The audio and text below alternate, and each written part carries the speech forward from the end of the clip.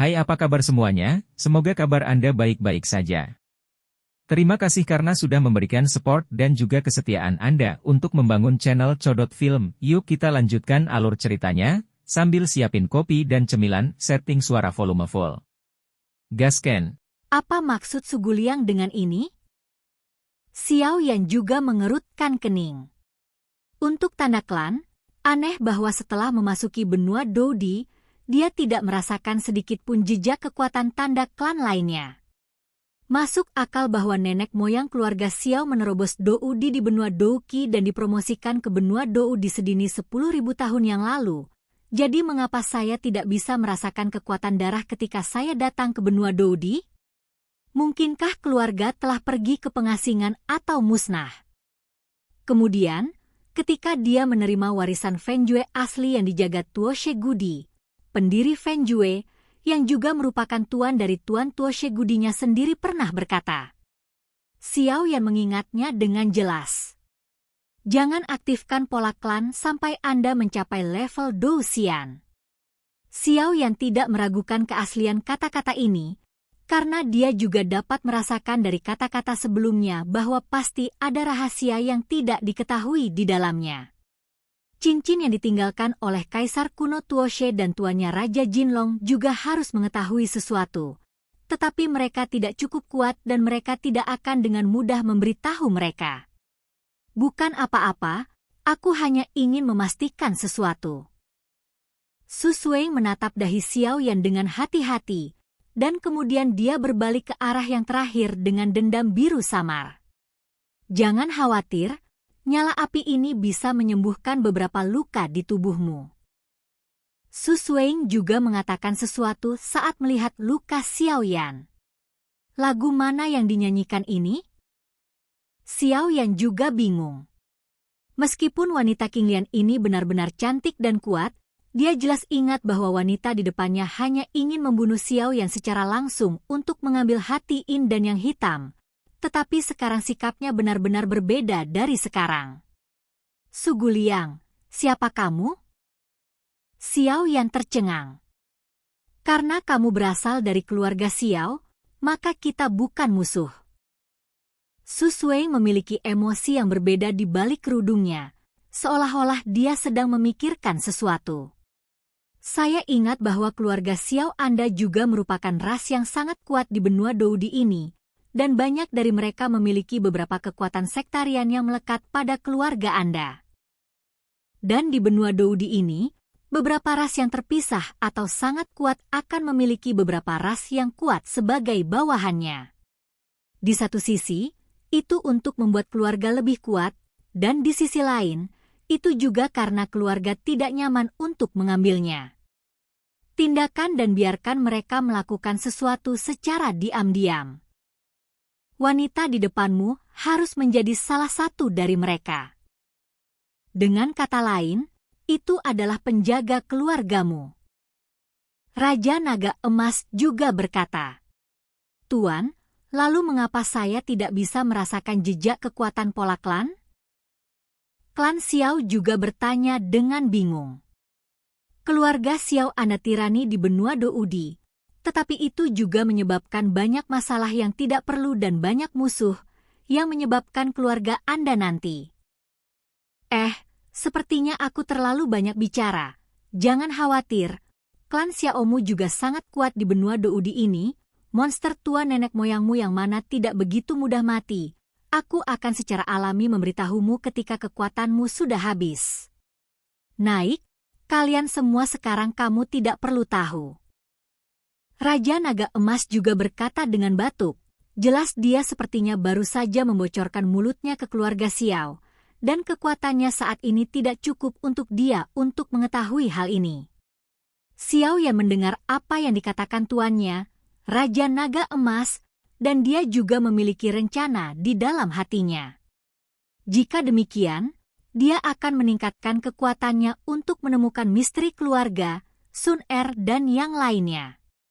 Benua Doudi tidak lebih baik dari benua Douqi.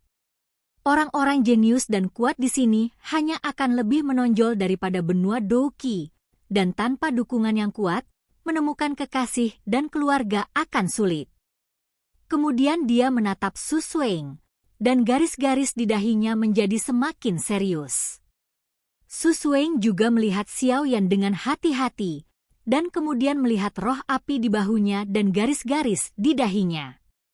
Lupakan saja. Bi menggigit bibirnya. Guru saya pernah berkata bahwa saya pergi untuk berlatih perjalanan ini. Jika saya bertemu seseorang dengan pola ini di dahi mereka, saya tidak boleh menjadi musuh mereka. Jika kita menemukannya, kita akan membawa orang itu kembali dengan segala cara. Kita menyimpan hal-hal yang sangat penting untuk diberikan kepada orang ini. Kata-kata seperti lonceng perak Su Suing bergema di aula. Setelah itu, pupil Xiao Yan mengecil, dan ketika dia melihat pola yang familiar di tangan Su Suingyu, perlahan-lahan naik. Bagaimana bisa? Xiao Yan juga kaget, karena dia merasakan gelombang homologi dari pola di tangan Su Suingyu. Setiap langkah kaki Giok Su Suing akan membawa sedikit rasa dingin. Dia dengan lembut berjalan ke tempat Xiao Yan berada, dan garis-garis di tangannya menjadi lebih cerah dan lebih cerah. Bagaimana kamu bisa memiliki tanda klan ini? Teriak Xiao Yan. Karena Xiao Yan sangat menyadari apa yang dikatakan leluhur Xiao Xuan. Garis klan-klan Xiao mereka tidak dilahirkan karena kekuatan darah, tetapi dirangsang oleh 3 transformasi misterius api langit yang mereka latih dan kekuatan darah. Karena disebut garis klan, itu harus memiliki kekuatan darah sebagai sumbernya. Wanita di depannya tampaknya tidak memiliki darah klan Xiao mereka, jadi mengapa memiliki garis klan ini? Ini rahasiaku, kamu tidak perlu mengetahuinya, kamu hanya perlu tahu bahwa kita bukan musuh. Bibir tipis Su Suing terbuka sedikit, menghadap Xiao Yan. Xiao Yan juga menatap Su Suing di depannya dengan takjub. Tampaknya ketika wanita bernama Su Suing melihat garis klan di dahinya, dia terkejut pada awalnya, dan kemudian menunjukkan sedikit perlawanan. Dengan penglihatan Xiao Yan, itu wajar dapat dilihat bahwa sepertinya dia atau keluarga Xiao tidak terlalu populer dengannya. Tapi jangan khawatir, kamu tidak perlu mengklaim hal-hal yang kami lindungi. Ketika kekuatanku mencapai level itu, aku secara alami akan mengambilnya. Kamu orang-orang dari keluarga Xiao, teruslah menjadi anakmu yang hilang. Su Suing juga menggigit bibirnya. Meskipun Xiao Yan memiliki banyak misteri untuk ditanyakan kepada Su Suing, dia tampaknya memiliki prasangka besar terhadap dirinya sendiri, jadi dia berkata, "Su Guliang, kamu baik-baik saja?" Mendengar pertanyaan Xiao Yan, di bawah kasa Su Suing, sepasang mata berair tampak basah. Su Suing menatap kosong pada garis klan di dahi Xiao Yan, tidak bergerak. Api cian di sekujur tubuhnya tiba-tiba naik tajam saat ini, pipinya yang semula acuh tak bisa membantu tetapi berubah sedikit kemerahan, dan napasnya menjadi tidak stabil. Xiao Yan hanya berjarak beberapa langkah dari Su Suing saat ini. Novel, Xiao Yan juga segera menyadari keanehan Su Suing. Aku tidak bisa menahan diri.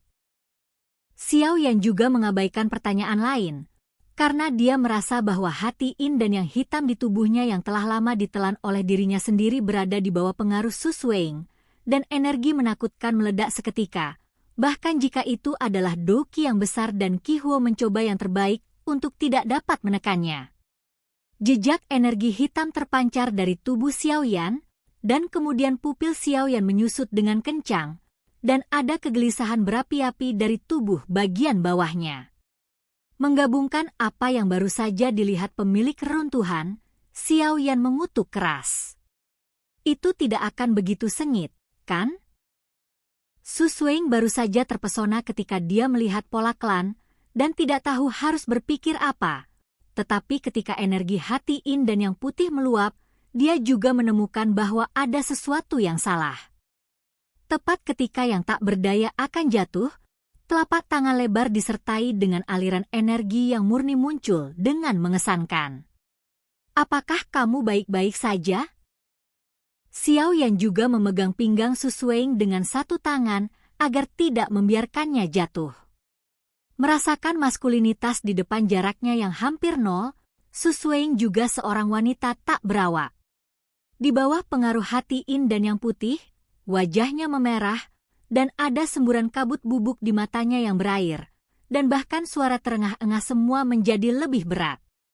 Xiao Yan, jika kamu menghancurkan kepolosanku, aku akan membunuhmu. Su Suing juga memahami masalah hati Yin dan yang saat ini, dan Bei menggigit bibirnya dengan ringan untuk mengendalikan alasan terakhirnya dan berkata dengan marah kepada Xiao Yan. Xiao Yan juga melihat bahwa orang seperti peri di lengannya sedang berjuang keras, dan dia tahu bahwa waktu tidak menunggu siapapun, dan tanpa ragu-ragu, dia mengarahkan jarinya ke roh Konfusianisme di tubuh bagian bawah Su Suing. Hei, aku tersinggung. Oke guys, jangan lupa like, comment, share, and subscribe di channel Codot Film. See you next video, peace out and bye-bye.